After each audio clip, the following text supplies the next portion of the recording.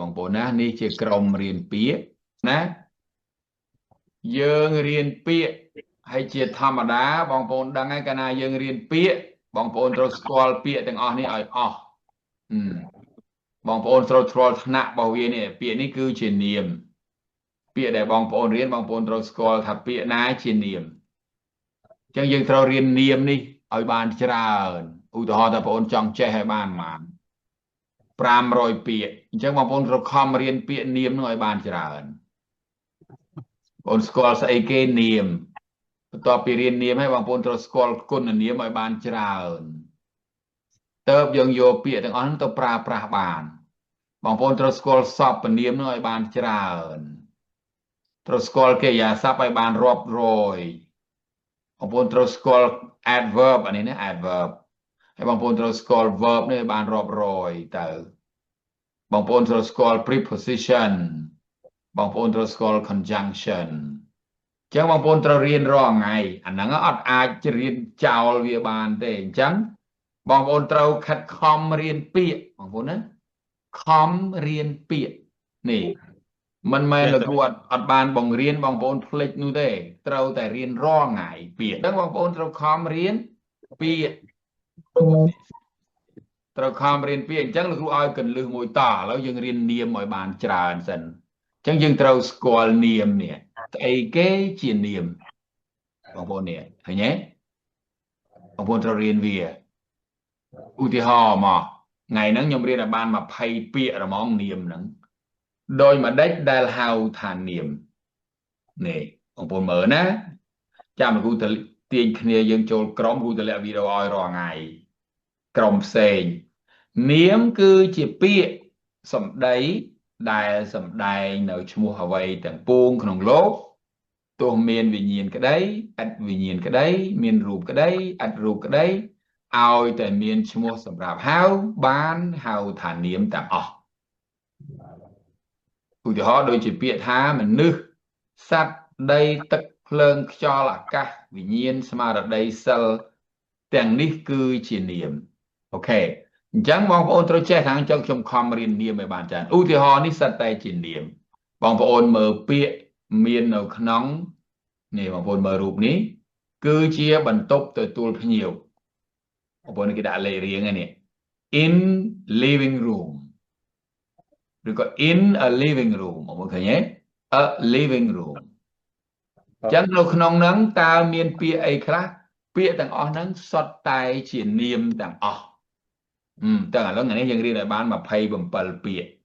សុទ្ធតែជានាមហើយនាមហ្នឹងគេយកវាទៅប្រើពេលណាក្នុងប្រយោគយើងបងប្អូនចាំអត់នេះនាមយកមកប្រើដើរតួជា subject នេះបងឃើញទេនេះពេលដែលបងប្អូនបង្កើតប្រយោគនាមហ្នឹងហើយយកមកប្រើនៅក្នុង subject នេះឃើញអត់ឬក៏នាមហ្នឹងយកមកប្រើនៅក្នុង object ឬក៏នាមហ្នឹងបង្កើតបានជាកន្សោមនាមបងប្អូនឃើញទេអញ្ចឹងវាមានប្រយោជន៍អញ្ចឹងបងប្អូនត្រូវចេះពាក្យឲ្យច្រើនសម្រាប់ក្រុមយើងហ្នឹងណាឧទាហរណ៍មក book case នេះគេដាក់សញ្ញាឲ្យទៀតបងប្អូននេះសញ្ញាវាហ៎គ្រូអានឲ្យមួយបងប្អូនចាំចាក់មើលទៅមកគ្រូអូសិន book case នេះតួសៀវភៅលេខ2 basket មើលឃើញមកទូចពេកហ៎អត់អីទេណានេះធុងឬក៏ល្អីនេះគេដាក់ល្អីក្នុងនេះបកប្រែថាល្អី track lighting ភ្លើងមានអំពូលច្រើននេះអាចិននេះគ្រូលុបចោលដោយសារយើងបានរៀនចិនណាចេះចិនក៏រៀនទៅបើអត់នេះគ្រូដាក់នឹងមក4 number 4 light bulb បងប្អូននេះណាចឹងបងប្អូនប្រកបក្នុងហ្នឹងទៅនេះអំពូលភ្លើងអក្សរនេះគួរ B នេះខុសនេះមួយមែន light bulb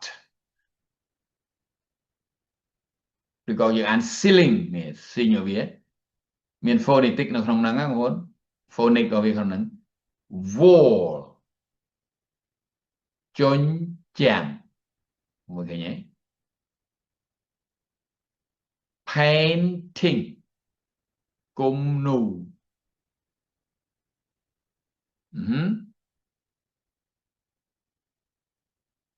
Ok. Mental. Mental. Nhưng mental thằng năng năng say á nhỉ. Ọt đắng ấy là trongนี้เลข8នេះបងប្អូនចូលមកនេះមកចង់ច្បាស់នេះរូបគេមាននេះបងប្អូនចូលមកលេខ8នេះមកនេះលេខ8អីគេនេះនេះលេខ8នេះជើងដាក់ស្អីនេះយើងអត់ដែលស្គាល់ទេនេះពង្រីកក៏អត់បានអស់ត្រឹមហ្នឹងឯងយើងអត់ស្គាល់អាហ្នឹងទេប៉ុន្តែនេះវាជារូបនៅក្នុងសភៅនេះក្នុងសភៅបងប្អូនណាក្នុងសភៅនេះនេះក្នុងសភៅបងប្អូនទិញទៅក្នុងសភៅនេះគ្រូយកពីក្នុងសភៅហ្នឹងមកនេះសភៅនេះបងប្អូនណារៀនយកសភៅហ្នឹងមកអានរាល់ថ្ងៃអញ្ចឹងគ្រូតម្លាក់ទៅគ្រូយកមកបរៀននេះសភៅនេះបងប្អូននេះ fireplace ចង្ក្រានដុតអុសនេះ fireplace បងប្អូនមើលលេខ9ហ្នឹងទៅនេះលេខ9ឃើញអត់នេះយើងចូលក្នុងនឹងមើលរូបលេខ9នៅក្នុងហ្នឹងភ្លើងឡគេហ្នឹងបងប្អូនដុតអុសហ្នឹងទៅទៀតណាគ្រូក៏ឧទាហរណ៍ឲ្យទៀតបងប្អូនខំរៀនទៀតមករូបដៃទៀតនេះលេខ10 fire ភ្លើង fire screen សំណាំងចាំងភ្លើងតែពិតត្រូវសំណាញ់បងប្អូនណាតែអានេះវាបកប្រែមកអត់សូវត្រូវដែរប៉ុន្តែអត់អីទេ lock អោសបងប្អូនណាប្រែថាអោសយើងដុតហ្នឹងណាចាគូខំអានេះទៅពណ៌នេះមិនមាន walls unit ទូដាក់តាំងក្នុងបន្ទប់ទទួលភ្ញៀវ stereo system គ្រឿង stereo បាទអាហ្នឹងពាក្យខ្លះយើងអត់ចាំបាច់ដែរប៉ុន្តែមិនអីទេបងណាយើងសម្រាប់យកមកប្រើនេះបាំងនេះបន្តិចគឺអូសមកក្រោម floor lamp ចង្គៀងខ្ពស់ដាក់ផ្ទាល់កំរាលអូខេមានន័យថាចង្គៀងភ្លើងយើងដាក់លើកំរាលហ្នឹង floor lamp ហ្នឹងបកប្រែថាចង្គៀង floor នោះប្រែថាកំរាលបងប្អូន drape វាំងននបងអូយ drape window បងអូយ window plant ដើមឈើដើមឈើល្អិតទុយកូនឈើយើងទិញដាក់ក្នុងបន្ទប់ហ្នឹងណាកូនរុក្ខជាតិបងយើងមិនទិញកូនឈើមកដាក់ក្នុងបន្ទប់មាត់ទ្វារមាត់អីយើងស្រោចទឹកវាលេហ្នឹងហៅ plant ដំណាំតាមពេលហ្នឹងបកប្រែដំណាំបងហ្នឹងណាផ្កាឈើតាំងណាហ្នឹងបាទ sofa យើងអាន sofa ក៏ត្រូវយើងអាន couch ក៏ត្រូវដែរ couch ចា through window ឲ្យសុំតោះ pillow ខ្នើយកោយកូនខ្នើយបងប្អូនណា through pillow and table តុសម្រាប់ដាក់ចុងណាបងប្អូនចាំមើលលេខរៀងតាមហ្នឹងទៅជិតចាប់ហើយបងប្អូនណានេះរបៀបរៀនតែប៉ុណ្ណឹងទេគូទៅទៀត magazine holder ប្រដាប់ដាក់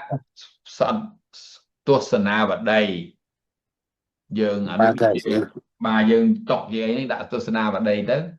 magazine holder coffee table តុកកាហ្វេបាទតុកយើងផឹកកាហ្វេហ្នឹងយើងទៅអង្គុយផឹកកន្លែងហ្នឹង arm chair ឬក៏យើងហៅយ៉ាងនេះហៅ easy chair កៅអីមានភ្នាក់ដៃ arm chair love seat កៅអីអង្គុយគ្នាពីរនាក់បាទអង្គុយមួយគូស្នេហ៍